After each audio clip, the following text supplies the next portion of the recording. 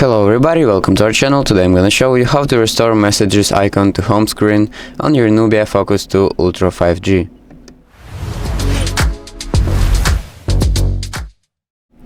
If you accidentally removed your messages icon from home screen right here and you want to restore it, I'll show you how to do it. And don't worry, you haven't deleted it from your phone, you just deleted it from your home screen. So it will appear here in your app drawer, so you can see messages. So to restore it, just click and hold it and then drag it here to your home screen basically.